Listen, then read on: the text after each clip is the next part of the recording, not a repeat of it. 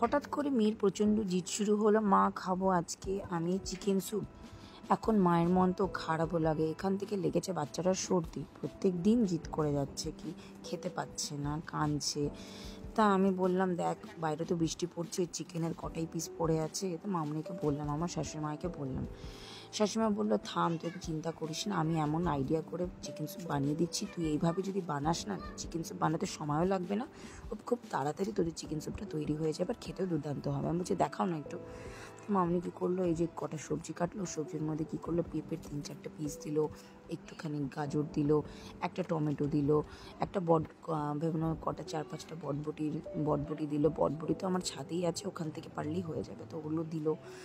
দিয়ে তারপর কী করলো, একটা পেঁয়াজ নিল, পেঁয়াজকে ডোমডোম করে কাটলো, আর 1 ইঞ্চির মতন আদা নিয়ে আদাটাকে একদম ঝিরিঝিরি করে কেটেছে। এটাকে নাই থেতো করেছে আর নাই এটাকে বেটেছে, এটাকে ঝিরিঝিরি করে কেটেছে।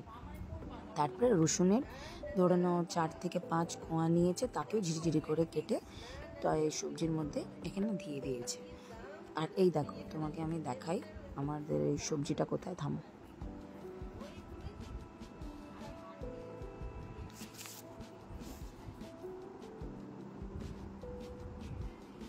এই দেখো, সবজিগুলো একদম পরিষ্কার ধোয়া হয়ে গেছে, আর শেপটাও দেখতে পাচ্ছি এরকম বড় বড়। এবার দেখো, চিকেনের তো বেশি পিস ছিল না, মোটামুটি মাংসের কটা একটু তেল ছিল, আর অ্যাকচুয়াল যদি সলিড পিস বলা যায় তো 2 থেকে 3 পিস ছিল। তো মামনি ওটাকে মিডিয়াম সাইজে কেটে কটা পিস বানিয়ে দিল।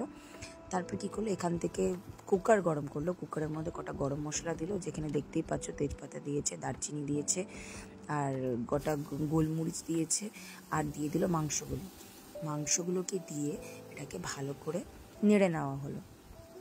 এই দেখো, নেড়ে নিয়েছে, মিডিয়াম ফ্লেমের মধ্যে নাই করে ধরে নাও 2 থেকে 3 মিনিট নেড়েছে। তারপরে দিয়ে দিল টেস্টের মতন, তোমরা যেমন পছন্দ করো, আমার ওইভাবে দিয়ে দিল নুন। এই যে নুন দিয়ে দিল, নুন দিয়ে আর একটুখানি জিরার গুঁড়ো দিয়ে এটাকে ভালো করে একটু নেড়ে নেওয়া হলো। এটাকে ততক্ষণ নাড়বে ততক্ষণ আপনি নিজেই বুঝতে পারবেন একটু ভাজা ভাজা হবে, একটু জল ছাড়া শুরু করবে। ঠিক আছে, এটা তো স্যুপ বানাচ্ছি, এটা তো আর আমি কষাতে যাব না, খালি একটু ভাজা ভাজা করব।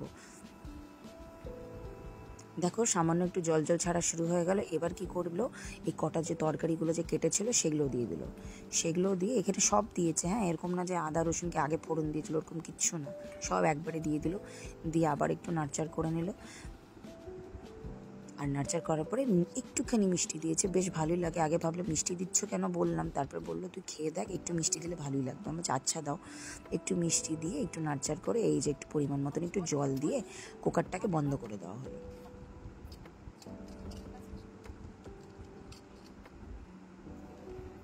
না, 4 থেকে 5 সিটি পড়ে যাওয়ার পরে যে আমি আবার ফিরে আসলাম। এই দেখো, কুকারটাকে খুলে দেখাচ্ছি। এই দেখো, একদম দুর্দান্ত একটা চিকেন স্যুপ তৈরি হয়ে গেছে।